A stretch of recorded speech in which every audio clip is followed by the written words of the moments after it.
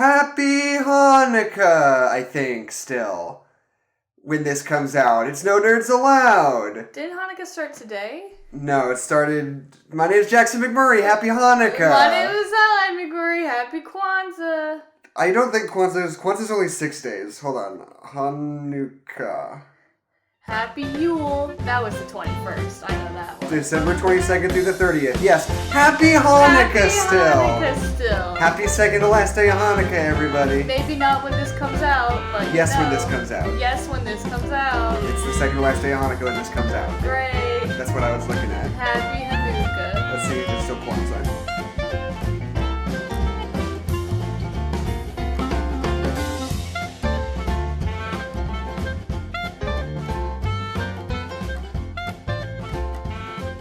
Kwanzaa 2019. What's the lineup? We're gonna party like it's Kwanzaa. It's gonna be Kwanzaa still then too! Yeah! Happy Kwanzaa also! Yule already happened. What's Yule? That's the pagan holiday. Oh. What about Boxing Day? When's that, Adeline? Smart guy. I only knew that it was Yule because I opened up Tumblr and all the witch blogs were going off, so that's the only reason I know. So, I'm trying to think, because this is our post-Christmas. What would you rather do for the thumbnail? Would you rather do a Hanukkah thumbnail, or would you rather have, like, a sad, half-decorated Christmas thumbnail? Well, we could just have, like, the snow banner, and then just, like, regular us on it instead of the elves. Okay. Because I don't feel qualified to draw anything for Hanukkah. It's a dreidel. A dreidel, and it's blue, and there's a menorah. Are we the dreidel and the menorah? No, just also there's a dreidel and a menorah. Okay, you can do that yourself with clip art. Fine, maybe I will. Fuck off. Okay, do it. Okay, but then you gotta get some for Kwanzaa too. No, I don't have to do everything for everybody. That's not my responsibility. Listen. It has to still be festive because this is our December times, our holiday fun times, and I don't want the last one to just like not be a Christmas movie anymore. I don't want to draw us in like Hanukkah outfits because I think that's like just... It's just regular us. Okay. There's just a menorah behind us, burning brightly. Yeah, put a menorah if you want a menorah. 7 out of 8 candles lit because it's going up on the second to last day of Hanukkah. Listen, if you want to do that, go crazy. You have to contribute. You have to be a part of this. Fine, I can draw the menorah. Okay. So, hey, Ellen. Hey, Jackson. What are your secrets? About what? About the movie we watched this week. I'm just throwing you off your game. I'm throwing a wrench in the works. Okay. My secret is that I liked it. What is it? It's the Harry Potter and the Deathly Hallows Part 1. Part 1. So yeah, and before we dig into this one, not to be a downer about it. Okay. But I feel like we should have sort of a disclaimer because J.K. Rowling has been a big thing. It was a big transphobe. In the last few days, and we just want to say that we acknowledge that, and it's not really surprising. But it's just more explicitly confirmed now. Yeah, I really thought we'd been new. I really thought. Yeah, no, me too. But yeah, and if you have permission to not listen to this episode if that's still upsetting for you. Yeah.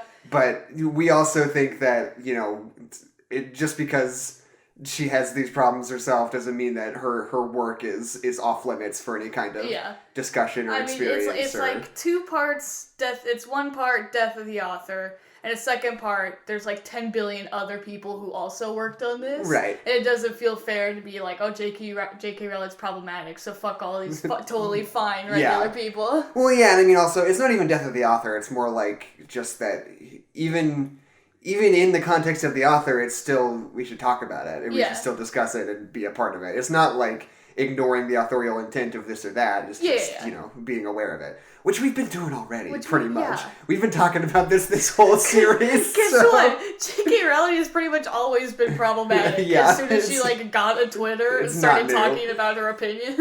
But yeah, anyway, that's our disclaimer. Bill Nye is in this movie. I didn't know that. I forgot. Really? Who does Bill Nye play? He's the very first guy. He's the Minister of Magic who gets killed. Is that Bill Nye? You are confusing him with the science guy. I am. Oh. We've had this conversation so many times. Are you sure? And it's very embarrassing that you're still confusing this. We have never had this conversation. Yes, Bill Nye, the English actor. We had this conversation on mic in our Detective Pikachu episode. Are you sure? Because he plays the bad guy in Detective Pikachu. Are you sure? Yes. Okay. It's Bill Nighy with a Y at the end. Okay. He's an English character actor. Okay, well then I don't care anymore. Okay. He's good. He's very good in a lot of things. I didn't remember he was in this movie. Well, great. And like the introduction to this movie is, I don't know, the biggest thing I have written down is just that Bellatrix Lestrange is doing so much in this movie. She is doing so much. Because she was already kind of big in the other movies, obviously. Yeah. But she's like twice as big in this one. Oh yeah, definitely. So far. And I just don't know why nobody reined her in a little bit. I know. Because she's going enormous in this one. But this is like just comparing the movies to the books. And I'm always a little bit upset with how they cut short, like, because everybody's leaving home. You have that really cool scene where like Hermione's like obliviating her parents and all that stuff. But then you have the Dursleys like packing up and leaving, and the movie's just like, and then the Dursleys left, and now they're gone. Like, I wish they would have, because it's a deleted scene, too. I wish they would have kept that scene where there's, like, kind of a goodbye. Right. And, like, Dudley has that moment. It's like, I don't think you're a waste of space. Like, that was such a powerful moment in the book, and they just, like, totally cut it out of the movie. Because I was going to say, I think that was on the DVD that we had. Yeah, it was in the bonus features, yeah. Are you super sure? Yeah. Because I remember that quite well. Yeah. I don't know. But yeah, that was one of the things I wanted to say, is because this is the last movie, and like, when they cut that Dursley sequence out, it's just like we never ever get any kind of closure on their relationship. You know, it's like, okay, the last time we saw them was in was in Order of the Phoenix, I think, when the Death Eaters attacked Dudley, and we just never hear from them ever again. And that's just the end of that. But I guess it was a deleted scene, because I remember it really strongly. Yeah. Like the video of because the guy who plays Dudley like does a really good job like delivering that line. Yeah. And he does a great job, and I think it's a very important part of the film. And they cut it out. And listen, I get it. This movie's very long. Right. But, like, that was important. We needed that. Yeah. No, and I think, the thematics of this movie are, similar to those of the last few ones, but a little bit bigger in the sense that it's about sort of, like, transitioning from childhood to adulthood. And this is now the moment where it's like, okay, you're in it now. Yeah. Like, this is adulthood now. You're moving on to your next phase. Yeah. You're not transitioning anymore. This is you having to be an adult and be a part of this whole thing. Well, but that's why I like that scene even more in that context. Because it's like the villains of when you were a kid, like your older brother bullying you, like he's not in any capacity the villain anymore. Right. No, exactly. It's a new, he's starting his new phase, and part of that is an upheaval in your relationships with the people around you, and that is like a really important one for Harry. So it's like cutting out that moment is like just ignoring this particular next phase that he's entering into in his life, Yeah. You know what I think they should have done? They should have cut out that scene where he goes to the cabinet under the stairs. Because that scene is just kind of nothing, and it's only cool because we know. Like, he goes in there and he sees his old toys. He's like, I'm a man now. I can't play with these toys anymore. Yeah, are those toes toes? Are those toes significant at all, or are they just? We see him playing with them in the first one. Did he really? Yeah. God, the first movie sucks so bad. I don't even give a shit. Yeah. So yeah, I have been reading, just as sort of a through line I hope to continue through the next movie as well. Yeah. Because it's the last book, the finale. Yeah. And one of the things that sort of defines this book is like the body count, right? Oh yeah. Especially like when I was a kid and it came out and kids were reading it, that was like the only thing anybody wanted to talk about as an elementary schooler in terms of literary criticism. Was like, how crazy is it that so many people died? Yeah.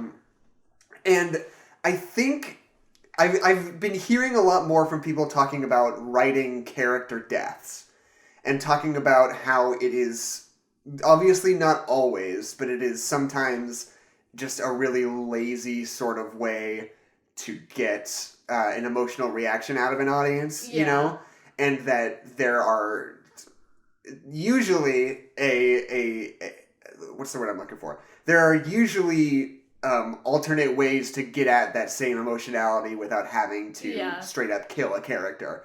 And so I was thinking about that specifically while I was watching this in this body count. Yeah.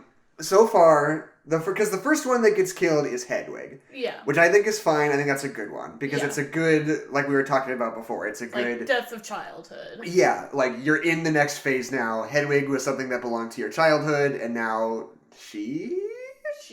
She is dead. Yes. And so you're like moving into your next phase. Hedwig Jackson, it's a she because women are women and men are men. Okay. So you're in your next phase now. Hedwig is gone. And that's the thing. So it's like thematically relevant and sort of, has to do with the experience of the character. Yeah. And then right afterwards is Mad-Eye Moody. Yeah. Which I think... is maybe the laziest death in the whole movie. Well, I was going to say I kind of like Mad-Eye Moody because it didn't necessarily have to be Mad-Eye Moody. Yeah. And for his character particularly, it's not super meaningful. But what it does is it, first of all, sort of like killing Loki in Infinity War, it sort of establishes the stakes. It's like this character died and you feel that throughout the rest of the movie, that tension of knowing that we've done this and this is kind of on the table. And also, it sets up the emotional through line with what's his face? Yeah, Dungo. Yeah. Dungo, the Italian guy. The burglar from Home Alone. Yeah. What's that guy's name? It's something really stupid. It's a wizard name. It's got 12 syllables in it. Hold on. I know they call him Dung.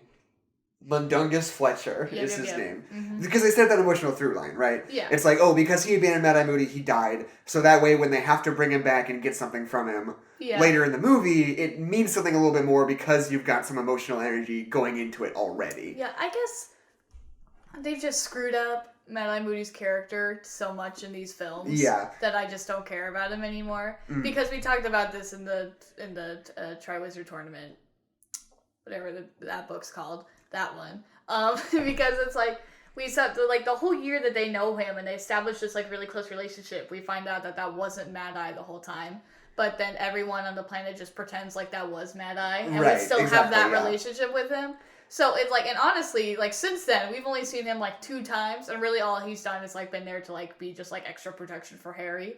But so, yeah, that, even though we do have the emotions of, you abandoned someone and they died, it's because it's Mad-Eye Moody, and because they've kind of, already screwed up his character so much, it just seems also Mad-Eye Moody died off-screen. Whoopsie. What if Mad-Eye Moody got into voodoo? Okay. You just almost said Mad-Eye Moody, and I thought that was very funny. Okay. I just wanted to say that. Because I think Mad-Eye Moody is a good... It's like cellar door. It's just a very phonetically pleasing sound. Say it. Try it. No. Try it. Just say it. Mad-Eye Moodoo. You almost did once. What's your next thing? Mad-Eye Moodoo. Your thoughts? Bad goof. Dead air. 9 out of 10. I think... This is just a stupid CinemaSins thing I wrote down, but when he goes to the Burrow and he looks at that obituary of Dumbledore and there's a picture of the author of the obituary next to it, it's wait, shouldn't you put the person you are obituaryizing? A picture of, a Dumbledore? The person, yeah. Well, what I always love about all of the moving pictures in the newspapers is that they have this picture of, Dumbledore's secrets revealed, and there's, this picture of him, closing, this closed door. Nothing funny happened. Jackson just poured Dr. Pepper all down his shirt. Nothing funny happened. That He's didn't a Midsummer Night's Dream shirt. That didn't happen. Anyway.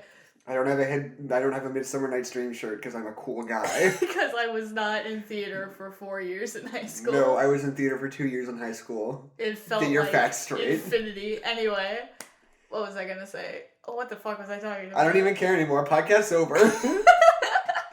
I've exposed you. You're talking about the moving pictures. Oh, the movie, because I have that picture of, Dumbledore, closing the doors to Hogwarts. Mm-hmm. It's mysterious. But that was staged. And they'd be all right, Dumbledore, you said you decided you'll, close the doors. So he was all right, this won't be used against me at any point in my life or afterlife. But it's not, I think the rules with that are not necessarily, I guess you do have to take a picture of somebody, though. Yeah. Let's not go into how those work, because we'll never know. Didn't he once close the doors of Hogwarts in... one of the last ones? I'm sure when has. Shit hit the fan and somebody could have got a Pikachu? Maybe. I don't know. Who cares? I don't give a fuck. This movie's stupid and I hate the whole world. Okay, listen. Just because you poured Dr. Pepper all over yourself doesn't mean that we can stop. So, okay, I love that the Minister of Magic just shows up to the Weasley's house to read Dumbledore's will. Is there not like a wizard lawyer? Yeah. Is he... Why is this his job? I guess because it's like the Ministry is like trying to figure out what happened with Dumbledore and stuff. Right. But like the Minister of Magic. I hope that when I die, the President of the United States of America reads my will to... Because you're so suspicious that they don't know what to do with you. President Dwayne The Rock Johnson can visit my family. Yeah, you skipped over the part with with all the Harrys with the Polyjuice potion. Oh yeah. Because that's really good, and Harry's or Daniel Radcliffe is doing such a good job as pretending to be all these other people, and it's really funny. Yeah. Now imagine if one of them was Wolverine. Stop. I think Daniel Radcliffe should be Wolverine. That's my big hot take for the week that I'm telling everybody about. He needs to be okay. I think he could like super easily play young Wolverine. I don't think he's beefy enough to play Wolverine. He's very beefy. I don't think you've seen him enough lately. Do you just stare at pictures of shirtless Daniel Radcliffe? He's like the only Hollywood leading man that didn't become a Hollywood leading man because he was, like, super handsome and famous, you know? He was sort of grandfathered into it by being in a movie when he was 10. Yeah. So he's, like, the only, like, bankable Hollywood star who's, like, 5'5" and weighs, like, 150 pounds and is, like, a brick. Like Wolverine should be, because he's super stocky, and nobody else in Hollywood is as stocky as he is. Well, I think it's because, I don't know, like Wolverine isn't supposed to be like a handsome guy. It's like he's supposed to be like a short brick of a man, and I think Daniel Radcliffe is a handsome guy. No, You don't think Daniel Radcliffe is I don't think he's really that handsome. He doesn't really have a lot of a chin. Well, he's handsome in like a regular person way. I suppose. Yeah. I think if you saw him in character with sideburns and a cigar hanging out of his mouth and claws, he would look like the world's biggest dumbass. What are you talking he would about? be good. Daniel Radcliffe would be a good Wolverine. Daniel Radcliffe is already doofy. You want to make him doofier? He's not doofy. He's You're very wrong. Doofy. Wolverine can be doofy. No. I don't know. This movie is so interesting to me because, like, genre-wise, the Harry Potter movies are sort of weirdly indefinable, right? Yeah. Because, you know, you can say, like, fantasy, which is, like, cool, that describes sort of the vibe, but it doesn't, like, describe what happens in it, you know? Yeah.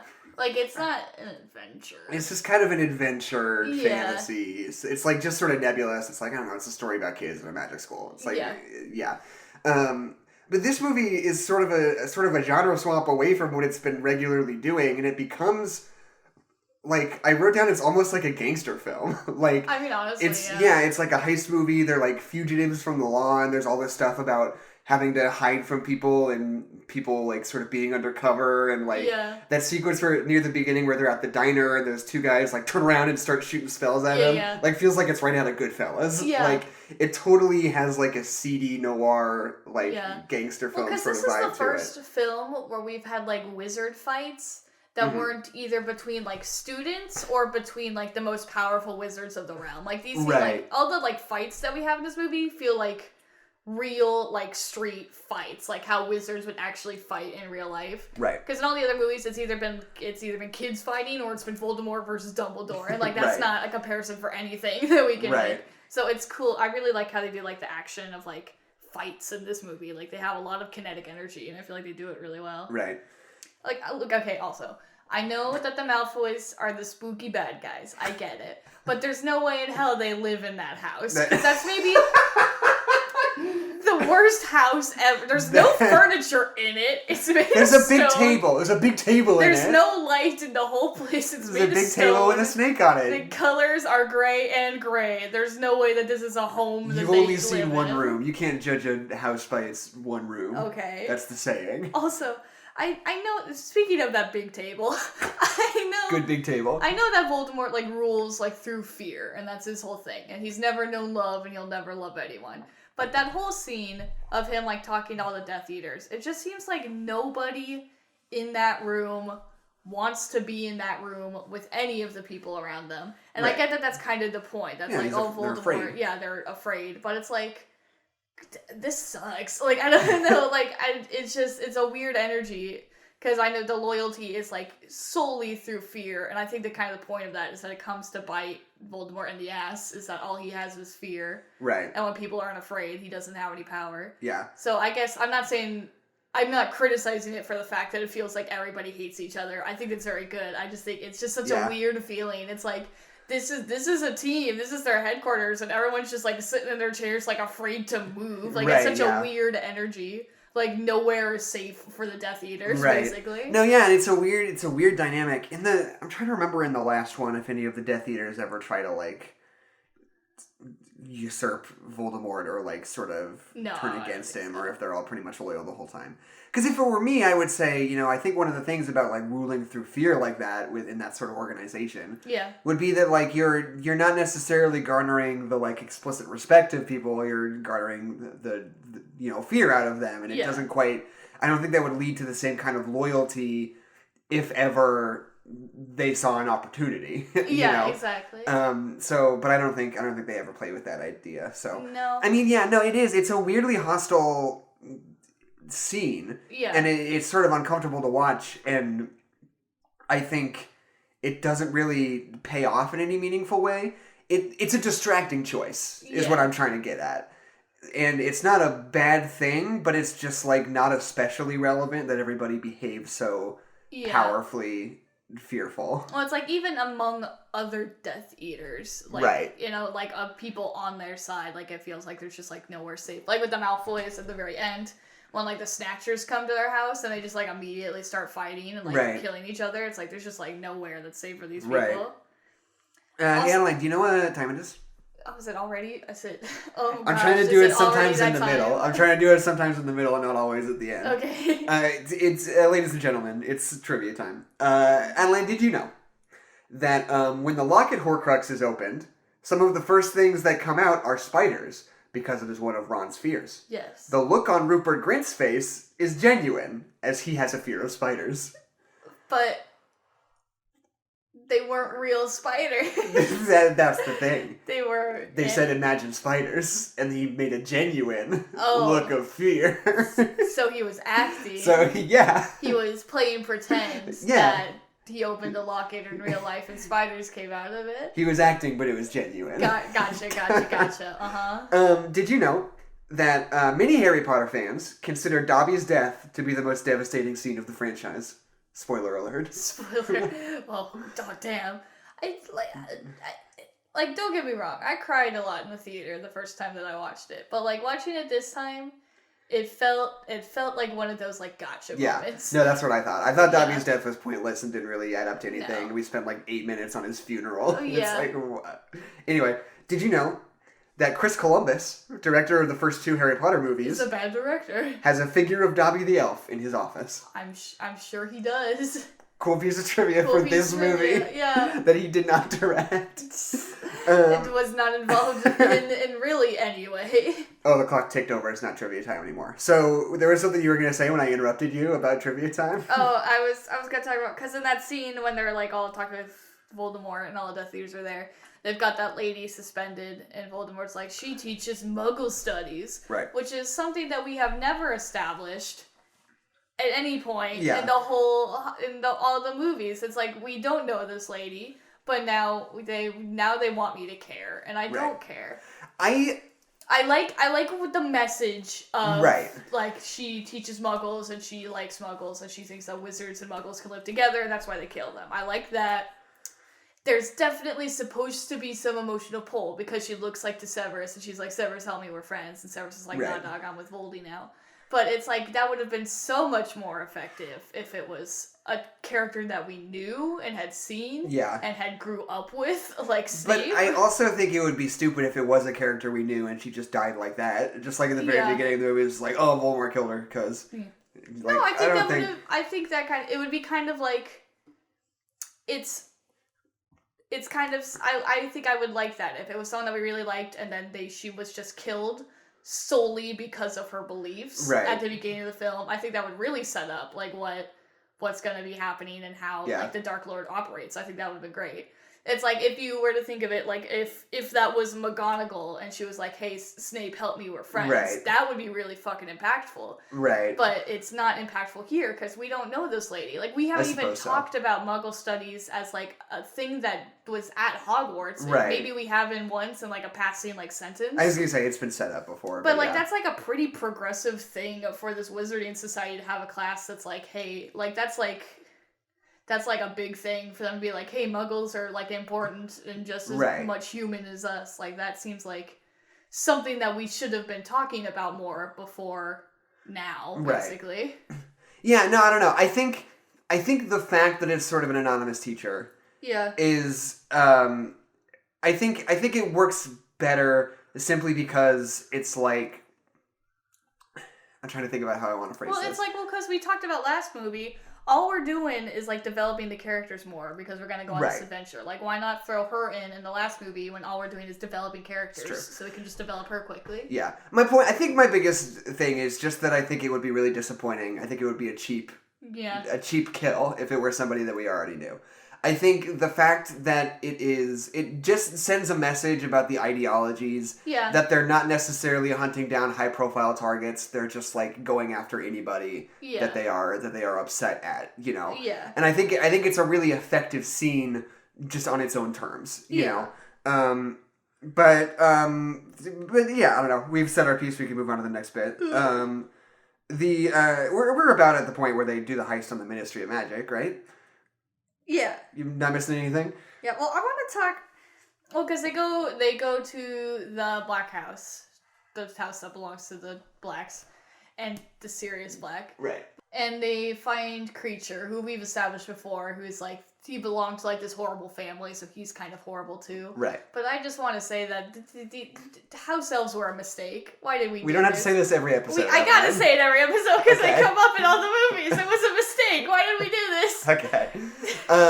So, when they do the heist on the Ministry, I think that's one of the best, like, sequences, like, maybe in the whole franchise. It's really good. Props to these three people who act very, very well. Yeah. No, and it's just, like, it's this perfect, like, heist sequence that has so many, like, twists and turns. Because all they're doing is they're like, oh, we're going to go in and we're going to find Elbridge and get the necklace off her. Yeah. But, like, the fact that they disguise themselves as somebody else, and one of them immediately is sort of wrapped up in the life and struggles of the person that he's pretending to be is really fucking good. Yeah. And it not only like provides a big wrench in the works for the heist itself, and it's like, oh, now there's sort of this extra piece we have to deal with, and there's another, like, life we have to kind of save, otherwise, you know, she'll die. Yeah. Like, she'll die through our inaction, you know. But it sets up that wrinkle in the heist and makes it that much harder for them, but it also sort of establishes the status quo of what it's like to be at the Ministry right then, right? That people are just being interrogated and sort of, I mean, interrogated is the only good word. Being interrogated because they're being, under suspicion of being Muggle-born. Yeah. And they're just, like, going through and, like, taking people away and just, like, I don't know if, you know, the subtext is unclear whether they're, like, killing them or put them in jail or what's going on, but, like, it kills two really important birds with one regular-sized stone. And I think it's a really smart piece of storytelling. I really love that turn of events. Yeah. It just honestly sets up the world so much. What was I gonna say? Oh yeah, I don't know why we drink so much Polyjuice Potion in this movie, but I'm not complaining because it's very funny. It's super good. What do you think about the kiss at the end? The kiss gag? I think it's fine. I don't think it's, like, bad or anything. I just think it's, like, totally not what we wanted right then. Totally deaf. Yeah. It's just, like, I kind of wish it would have been, like, oh my god, like, if there was kind of a little gag where she's, like, it's funny that she's confused. Yeah. That there's two, and then she turns back around and Ron's just, like, a 17-year-old boy. It's like, I think that would be funny on its own. But then it was like, oh, and then she, like, kisses him all in the mouth real good. And you're like, okay, let's not do that. Let's just do the first thing instead. Let's just do the regular version of this, if you don't mind. The regular human being version of this. Yeah, I mean, I don't really have any notes because then they go and they're in the forest and they're foresting and they're in the forest. Yeah, it's like most of the movie. It's like most of the movie. They're just in the forest and they're all mad at each other. But it just seems so stupid because like Harry puts on the locket because he's like we gotta like keep this safe. We should keep it on our person. And it's the one ring from Lord of the Rings, so everybody gets mad at each other. But this is kind of cinema-cincy, but it's like, why do you have to wear the locket at all? Because I don't want it to get stolen. But just keep it in your pocket. It's just the three of you. I'm sure it would have the same effect if it were in your pocket, you just put it on the fucking table. But like, then it could get stolen if somebody gets in and they don't see you.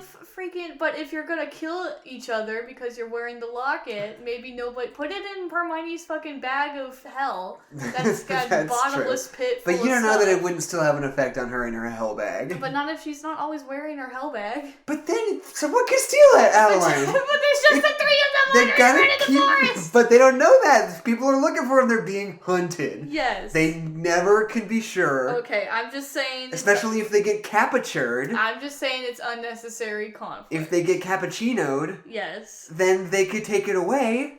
Okay, but they could do that if they were wearing it also. No, because it's strong. No, you couldn't get it off of them. Over the head, Jackson. It's how you take off a necklace. No. Because see, the thing is that heads are very big, and it'd be kind of difficult if you're struggling. If you're struggling, it's hard to get the necklace off. But if they are captured. If they're captured, they can struggle and make sure that they can't get the necklace off. What if they're unconscious? Then they're probably dead anyway because they're gonna get killed by Voldemort. So Jackson, what? I'm right, you're wrong. Okay, don't try to pretend. Right. You try. Look, we're gonna do an experiment. Find a necklace. I'm gonna punch you in the throat. We're gonna find you a necklace and I'm gonna try to take it off you and you struggle. We'll see if I can do it. You're gonna very easily be able to take it off. I gotta say, like that whole them wandering around through the forest. There are parts of it that I really like, and there are other parts of it where I feel like we're just wandering around in the forest. Yeah. Like I get like every time we like kind of like we're like, oh, we're figuring something out, or there's an emotional beat. I'm like, that's great. But then the rest of the time we're just kind of slugging it around through the forest. And it's like one of my favorite montages in this whole movie is that scene where they've got the radio that's playing the missing names while they just kind of like wander through like, well, for, like part of it they're like wandering through the forest and then they get to like this like where the houses. Nuclear power plant. No, not horses. Where the houses like racetrack. RV park, where they get to like that RV park and like carriage? I'm gonna fucking kill you. No, you don't get to hear my point anymore. Okay. I liked it too. I liked it when there were the voices. Because you are also listening to it, right? You're afraid that they're going to name drop somebody that you know. Yeah. So it makes you as the audience feel the same thing that the characters are feeling, just by proxy. Yeah. It's a really smart, I think, writing choice. Yeah. Well, I just love that transition where they're like going through the wilderness and they're like all alone, but then they get to that RV park where like where muggles are supposed to be. Right. And it's just totally destroyed and there's nobody there. Like it just shows how much the Death Eaters are still doing things that we don't see. Right. So much so that it's just become like regular. Like he's like, the list today is short. Like this is just every day, like every single one. Yeah. No, something that we kind of skipped over that I wanted to bring up was this movie has sort of a resurgence of like magical horse shit that wasn't necessarily as much in the last two. Yeah. Mostly it's just because they need to figure out ways to make it so that Voldemort doesn't just kill Harry super easily, basically. And so they do so much legwork in the first 4 books explaining why Harry doesn't die so many different ways. Yeah. In stupid, made-up, dumb ways. Stupid, bullshit, dumb ways. And then in 5 and 6, there's much less Voldemort stuff. Yeah. Basically. In 5 and 6, like, in 5 there's the fight with Voldemort at the end, but the reason he doesn't get killed is because Dumbledore fights him. Yeah. They don't have to make up anything stupid to keep him from that. And then the 6th one, Voldemort's not even in it. He's not really in much mortal danger for the majority of the movie, They don't have to do anything there. So I had almost forgotten how much horse shit there was in this franchise. Yeah. Well, but then at the end it's like, Voldemort just can't kill Harry at all, I guess, because Harry's wand will just instinctively, magically, whip to his and defend him. Well, it's like they've got the same core. That was the whole thing. Yeah. It's like from the same feather, and that's Fox, and it's Dumbledore's bird, because everything has to be connected to 12 other things in the Harry Potter universe. And it all has to be connected to somebody that we personally know. Exactly. Like, when it's like, oh, who's this guy? Oh, it's Sirius's brother. Yeah. Oh! Like, all that stuff. Anyway.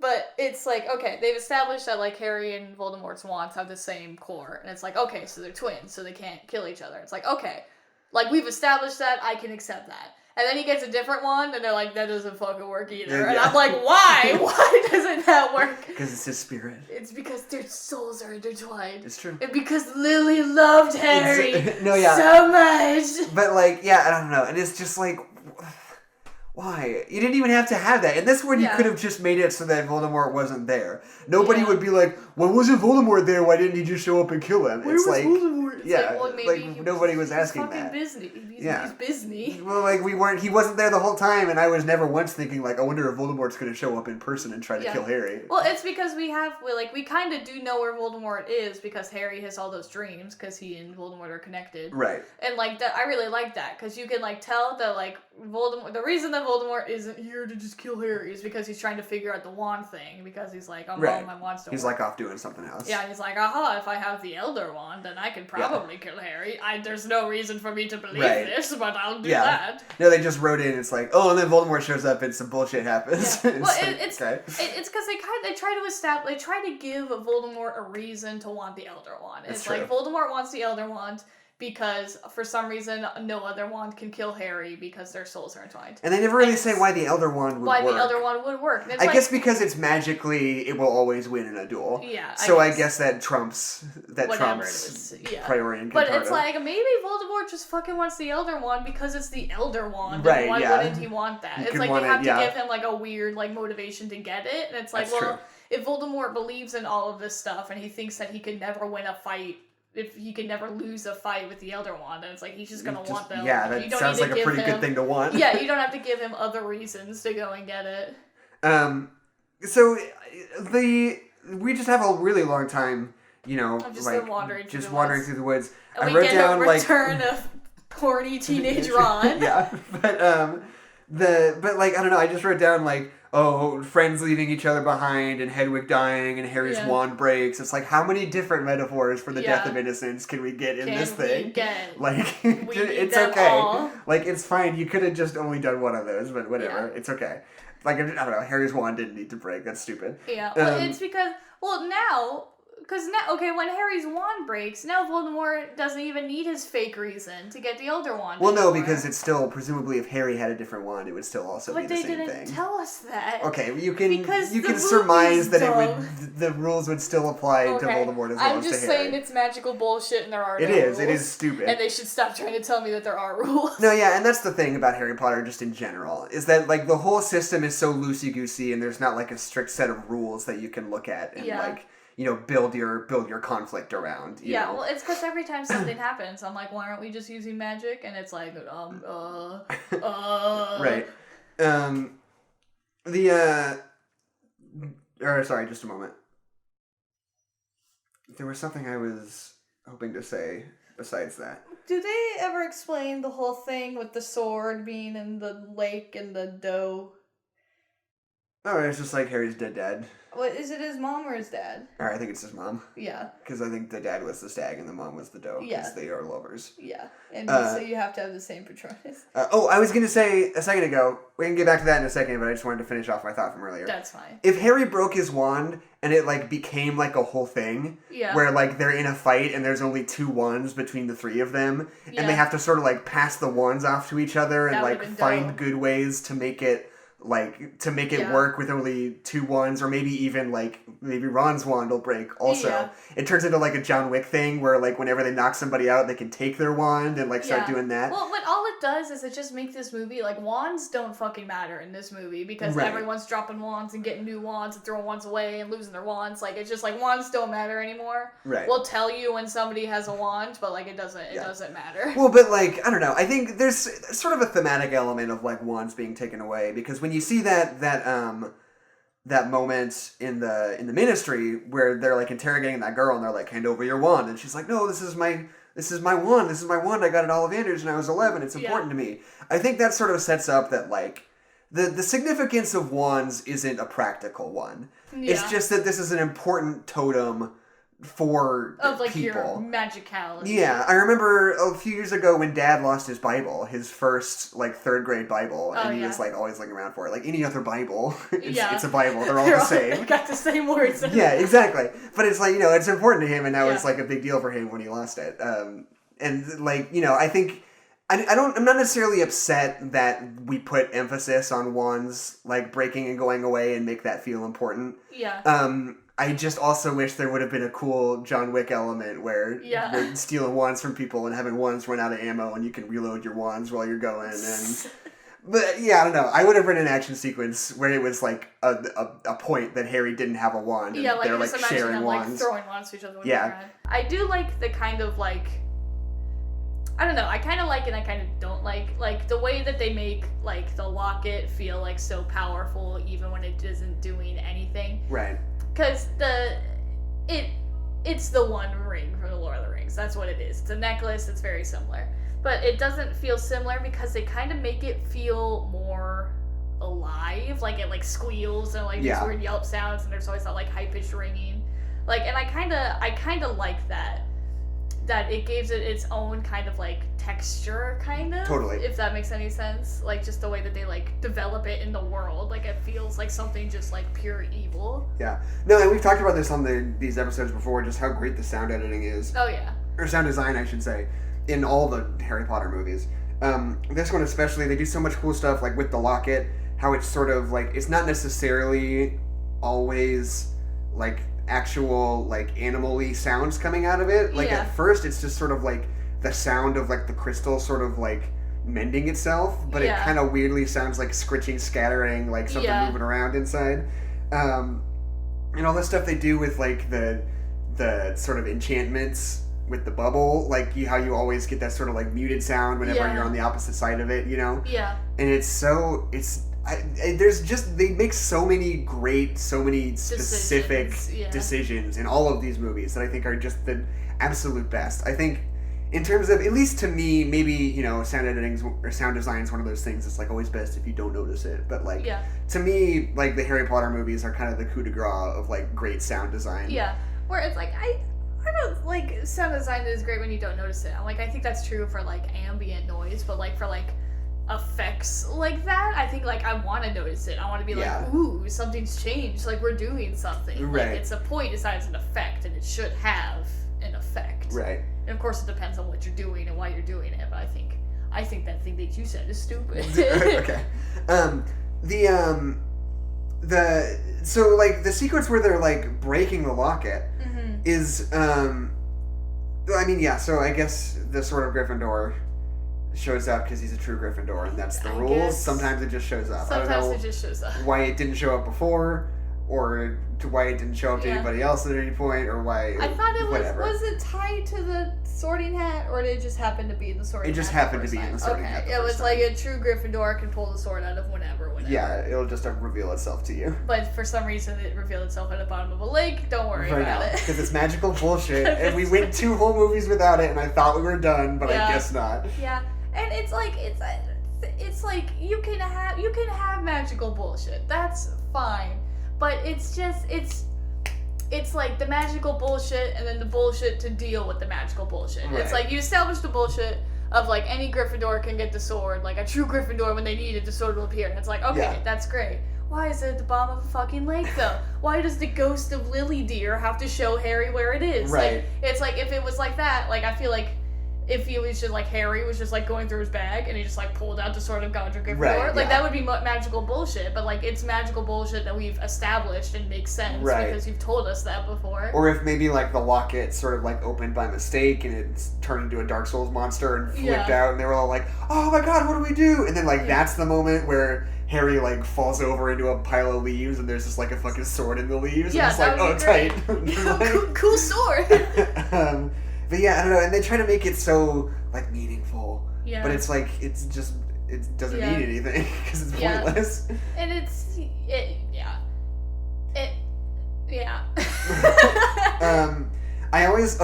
I'm really interested in the fact that after that, Ron gets really upset. Or I guess this is all before that. I'm a little out of order. That's fine. When Ron like leaves in a huff, he comes back a few scenes later. And he's like, oh yeah, I was just sort of bumming around trying to find stuff, looking for Horcruxes, doing my thing, and I took this wand off a Death Eater, and I was like fighting guys in pubs, and I was like, wow, like that sounds like a cool and exciting thing. Yeah. And this movie really only has like 2 big action sequences in it. And they're both great. Yeah. But it's like, it's a really specific decision to not show you Ron's whole adventure. Yeah, because right? that sounds dope. Yeah. Because, if this were, one of the Peter Jackson Hobbit movies, they would have been like, oh, let's take 40 minutes and just focus on Ron and show his whole thing where he doesn't really do anything, but it's just like, he's out and he gets attacked by some guys and he has to fight and run away and whatever. Yeah.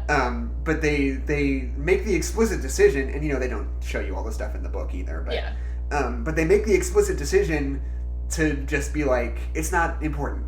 You know? It's like, the temptation is so strong to be like, that sounds great, it's a big cool fight with magic, you could get a whole big disastery set piece where they blow up a whole fucking pub. Yeah. Like, that sounds super cool, but they, like, specifically opt not to do that. They don't show you because they decided it's not important to what they're doing. Yeah, and you get kind of conflict between, like, what makes a good movie and what makes a good story. Right. Because, like, there's a lot of wandering around in the woods, and if we would like replace some of that wandering around with a really cool action set piece in a pub with Ron being Wizard John Wick, like I would have liked that. Yeah, I don't know. I think it's definitely intentional though. Yeah, it's a commitment to this tone of like they're out in the woods and they just sort of have to. They're desperate and they don't have any outside influence or any like means of communication with anybody, right? Yeah. I mean, I kind of like it kind of shows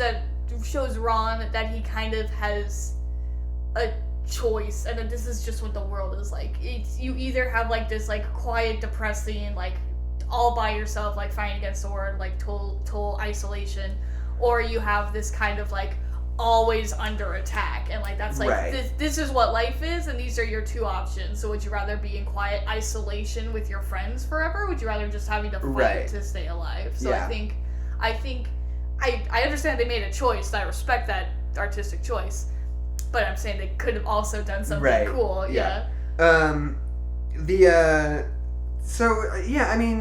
trying to think what we're missing, because we got the big like the 2 big moments, the 2 big beats are the heist and them breaking the locket, and then after that they just get captured, right? Yeah. And I mean, there's all this stuff where Ron leaves and Harry and Hermione have their moment, and they find each other and get themselves all back together and they break the locket. Yeah. I'm trying to think if there's anything we're forgetting, or if we can just go into the sequence at the end. To break the locket. What are they running away from when they get captured? Because they like teleport somewhere and they teleport like right into a group of snatchers. And I don't remember what because they go to Luna's dad's house. That's right, that's what it is. That animation for the Deathly Hallows scene is so tight. Yeah, no, it's like the best part of it's so good. All these movies. Like it's just like so it just looks like a super artistic like short film that they just like put in the middle of their film, right? But it's just like so good and like visually different from everything. It's just it's so striking and so cool and so like kind of creepy, which like totally fits with like the story. It's so cool. Yeah, I wish the scene around it wasn't boring as hell. But yeah, I think the David Yates Harry Potter movies have a strong aesthetic sort of. I'm trying to think of what I'm trying to describe. Anytime it needs to be sort of formalist and abstract, it does so in a really specific way. Yeah. I'm thinking of like the smoke in the water coming down and like forming the scene in Half-Blood Prince when they go into the Pensieve. Yeah. Or like the moment in this movie where they apparate somewhere and like the crazy like shapes of people cool like turn into trees and you sort of get the scene. I think that animated sequence sort of ties in like just visually really well with sort of the language of his other 2 Harry Potter movies. Yeah. There's with, like, sort of a fabric and flowy, fabric-y sort of like smoke and like ink and water kind of way. Yeah. There's a very sort of there's a visual tie whenever it needs to be sort of abstract and formal. Yeah. When it's like that's a great way to show magic. Like I don't want magic to always just be a beam of light. Like I don't want it to be a laser battle. Like whenever they do like that like thing where they teleport and the guy like grabs onto them and they like morph like into each other, morph out, and you see him like let go in one location and it's all warped and you see the rest of them go off. And there's that really cool shot where there's just like these like black like stretched out things in the sky that like stretch out into the trees. Like it's just so visually interesting. It's like, that's magic, baby. And then everything. That's what I call magic. That's what I call magic. And then everything else is like lasers. Yeah, that's why Doctor Strange fucking kicks ass. Yeah, that's why Doctor Strange kicks ass, because let magic be cool. It's not all just lasers and lightning. And you can do some really cool shit with lightning, don't get me wrong, but if I see it 12 times and that's all that I think that magic is, that ain't magic, baby. No, yeah. No, and because, you know, it really explicitly, like, Order of the Phoenix does a lot of really cool shit in that big, like, duel at the end. Yeah. But there aren't a lot of, like, face-to-face confrontations in this movie, and the ones there are just really stupid and boring. Yeah. They're just, like, waving around, and you see someone go, like, and, like, somebody makes a little shield in front of them to defend it, and it goes and, like, sparks off, and then they do the same thing the other way, and they just kind of go back and forth a couple times. I think it's just showing the difference between, like, a wizard duel and, like, a street fight. Like, a street fight is, I'm gonna make you explode, because that's the easiest thing to do, versus a wizard duel, where Dumbledore's like, I'm gonna make a big snake out of broken glass, and it's gonna turn into dust, and then it's gonna turn into lightning. Like, it's just, like, showing, like, the different, like, styles of fighting in, like, within magic and, like, within wizarddom, you know? So, I wanted to say that, like, David Yates, much more so than any of the other directors, likes to sort of, like, actually get pretty intense when things are scary. Yeah. Like, you know, we talked about the Inferi in the Inferi in Half-Blood Prince, and how, like, upsetting they are. Oh, yeah. And, like, how, like, really distressing it is to see Dumbledore, like, drinking that poison. Oh, yeah. And this one, it's, like, the scene where they're at that, I guess it's the Malfoy house, is it? I don't remember if they are specific. Their weird-ass house, But they're, like, down in the dungeon, and they can just hear Hermione screaming up above. It's, like, really intense. Yeah. And I guess they don't show you. I guess they hold the reveal until the next movie. What she wrote in blood in her arm. No, they show you that. Oh, they do? Yeah. I thought they didn't show you that. No, they show you. But yeah, and, like, that whole sequence is kind of cool. It turns into, like, this, like, escape heist sort of deal. Yeah. With, like, Dobby at the helm for some reason. Like, Which Dobby's all of a sudden, like, in an Assassin's Creed game. He's, like, finding out good ways to take people out without them seeing him. I think that's so fun. Yeah, I love the introduction of Dobby at the end. I like this, like, Dobby, like, because the whole thing is that, like, Dobby is a free elf. He can do whatever the fuck he wants. He can help whoever he wants. He's on nobody's side. He's in it to do what he thinks is good. And we kind of don't do anything about that until right now in this movie. Which is fine, because Dobby's been, I don't know, he doesn't need to be in all of them. Yeah. But it's just that, because, like, we even say that when, like, Bellatrix is like, how dare you defy your masters? And Dobby's like, Dobby is here for his friends. Dobby doesn't belong to anybody. It's like, that's really great. And then we kill him, and then we don't get any of that. No, it's stupid to kill him. I think the ending of this movie is really lackluster. Yeah. Because, I mean, I know it's a part 1, part 2 situation. Yeah, well, it just stops all the motion, everything that we had built up. Like, we had so much, like, power going through. It's like, okay, we're doing this, and then this happens, and we get captured, and then we escape, and then we run away, and we just barely make it. And then we kind of, like, stop everything to have a funeral for Dobby. Yeah. And then we have that weird scene where Voldemort gets the Elder Wand. And it's like, it feels like it just, like, stopped all our kinetic energy. I mean, I don't know. I don't mind necessarily Voldemort getting the wand, because that's a through line in those last few moments. Yeah, because that's, like, what Voldemort's been doing the whole movie. Yeah. They're like, Voldemort wants the wand, and if we don't stop him, he'll have it by tonight. They keep saying that. Like, their goal is to, like, get out and see if they can't stop Voldemort from getting the wand. That's sort of their objective in that last scene, besides just escape, you know? Yeah. And then it's like, oh, they fucking failed. They didn't do it. He got the Elder Wand. And that's good. Yeah. I just think that, like, there was a better way to split this story up, that we could have a more satisfying conclusion in this movie. Yeah. It's kind of like, you know, I mean, it's heresy to say it, but, like, Empire Strikes Back doesn't really have a very satisfying ending either. Yeah. You know, like, he gets his hand chopped off and they rescue him, and it's like this whole big thing, but it's kind of like, I don't know, there wasn't like a big, I guess that's not a good example. Well, it's like we've done everything that we can do in this movie, you gotta wait for the next one now. Like, that's what it feels like. And, you know, I think Infinity War does a better job than this movie in, like, sort of a part 1, part 2 scenario, because it is really, you do have, like, a big climax, you know, and they end it right at the sort of big, like, climactic moment. But this movie, they choose to end it on, like, a medium-sized set piece. Yeah. And, like, kind of a lukewarm, sad moment. And you're like, oh, no, the movie's just over. Yeah. Like, okay. I think because when we were looking at it together, I kept being like, no, they rob the bank at Gringotts at the end. That's the end of this. Because I was expecting there to be, like, one last big, action exciting thing. Yeah. But that's the beginning of the next movie, I guess. Because I kept being like, there's got to be, like, a big thing they do. There's, like, a big thing they do before it ends. And then, like, we spend, like, 8 minutes looking at Dobby's dead body before the credits roll. Even if they just, like, ended it with, like, if they had just ended it, like, right when Dobby dies. Like, if, like, they teleport and, like, they have that moment of realization of, like, oh, shit, Dobby's been stabbed, and then we end the movie. Right. And then even if we can have the stupid funeral, but, like, have that be the beginning of the next movie, because that would be a perfect through line. And it's kind of like a low moment to start the next movie at, which we kind of do anyway, because then there's just Harry being sad in Fleur's house. Yeah. Well, I just still don't think that Dobby dying is even a good choice at all. Yeah, I'm saying, let alone like a moment to end the film on. Yeah. You know. Yeah. No, killing Dobby is stupid. He could have done more. It doesn't do anything for his character. It really doesn't do anything for anybody else's character other than having another dead person to want revenge for. Exactly. Like, yeah. So yeah, I think, you know, if they had ended it, yeah, I guess I'm trying to think, because the last movie is the shortest one. That one's only about 2 hours long. Yeah. This one's about 240. And it feels like. But like, if they had put the sequence at the Malfoys and Dobby dying at the beginning of the next one. Yeah. I think that would have been more satisfying, but I'm trying to think where I would have ended it in this one. Because it could be before... Because the last thing they do is they destroy the locket. But that's only like 90 minutes into the movie. Yeah. And we spend at least...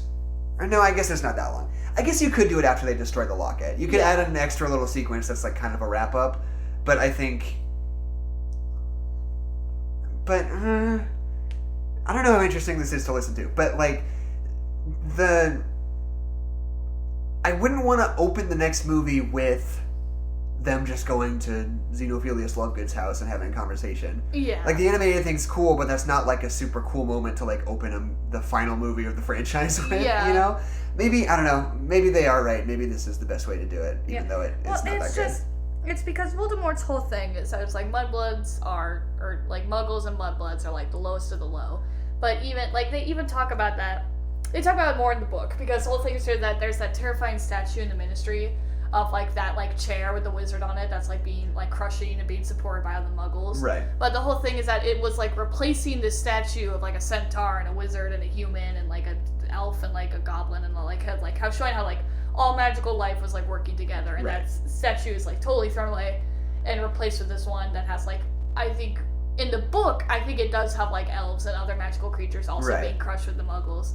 So to have Dobby, like, I want Dobby to be a part of that, because the whole thing is that we're fighting for basically magical equality. We're fighting for, like, the Muggles and the Mudbloods. Right. But it's also for house elves, because house elves are, like, even lower than that. So for Dobby to be like, I'm a free elf, I choose what I want to fight for, and I want to fight for this, I feel like that would have been so much more impactful. It's like, have Dumbledore get his ass, or not Dumbledore, get Voldemort to have his ass handed to him by a house elf. Like, that's, like, he thinks so little of Mudbloods, but he thinks even less of, like, this other thing. And, like, give Dobby the power to, like, make a difference. Yeah. And they just don't do that at all. They just fucking kill him. That's the way to do it. So you add a few extra lines of dialogue earlier on about how they hate house elves, and that's the whole thing. Also, do better with house elves the whole rest of the franchise. The whole franchise. Do that first. Then make it super exciting that Dobby fights back, and sad when he dies, and then at the end, a whole bunch of other house elves in the last movie rally together and use Dobby as, like, a symbol, as, like, a marter to fight against Voldemort. And then that's a good way to end the movie. Yeah, like, have his death mean something. Like, have it, like, even be, like, have it be, like, house elves who aren't free, like, fight, like, go against their horrible families to, like, fight against Dumbledore or Voldemort. I keep saying Voldemort and Dumbledore because they're the same number of syllables, so it's not my fault. Don't they do that in the book? Isn't there, like, a throwaway line where they talk about house elves in the big battle at the end? I think in the Battle of Hogwarts, I think they do talk about the house elves fighting back, but they still are just probably protecting the castle because they work there. Right, yeah. So, hey, Adeline. Yeah. Do you want to hear a review of the film? I do. Wait, first overall, what do you think? What's your stance? I like this one. I think I like the part 2. I think the part 2 is a little bit better. Because there's a lot of wandering around the woods. And, like, the stuff that we do in between the wandering around is really good. Like, the fight scenes are really good. Like, there's a lot of interesting stuff that they do. But then it's very long, and we do just kind of wander around for a little bit. I like the wandering around the woods. I mean, so. I like it. There's just a lot of it. So do you like this better or worse than Half-Blood Prince? Definitely worse. Okay. So what's your ranking? I like Half-Blood Prince more. I think... No, like in general, what's your whole deal so far? Not counting the last one because we haven't watched it yet. Don't make me remember all the names of these still movies.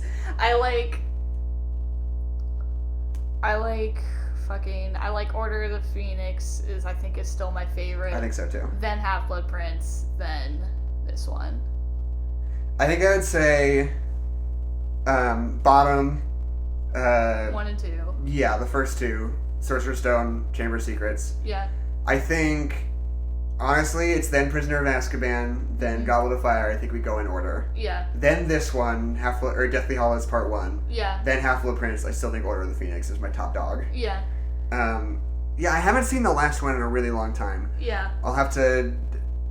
I guess we'll just see how I feel about it. Yeah, because we're going to watch it. When I revisit it. Because I watched this... We had the first 3 and the last 2 on DVD. Yeah. I watched this one, Part 1.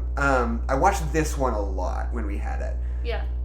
I don't remember watching the last one quite as often. Yeah, not that much. I don't know why that is, but I always wanted to watch this one. Yeah, well, it's because you have weird demon baby Voldemort in the other one. But anyway, so yeah, I don't know. I guess we'll just see. We'll see how they wrap it up. See if they can stick the landing. What's the freaking review? Do you want to hear a review? This is part of it. We got to talk about the whole movie. How many stars is the review? 45. They said. Out of what? Out of 5. Oh. 1 out of 5. They said, I'm not sure if I should be able to log this one since I didn't finish it, but I did suffer and watch over half of it. So, worst Harry Potter movie ever. Uh-huh. I can't explain how bored I was. Horrible movie to watch when you're high, by the way. Well, that's your fault, sir. Hated this movie, watched half of it. Also, I was high the whole time. Was very high, didn't enjoy it. This is not a movie to watch high. My name's Jackson McMurray. My name's Adeline McMurray. And this has been No Nerds Allowed. And there are none of them allowed here. Okay. It's so perfect that it's peppered in right at the end. Yeah, also terrible. Okay, you're high. You're like, I want to watch a movie. I'll watch a movie with like magic in it. That's like, whoa, magic, because I'm high and I know how drugs work. And so you're like, oh, Harry Potter. And then you choose the most depressing Harry Potter movie. Yeah, literally and then you're the saddest one. Yeah, and then you're like, what?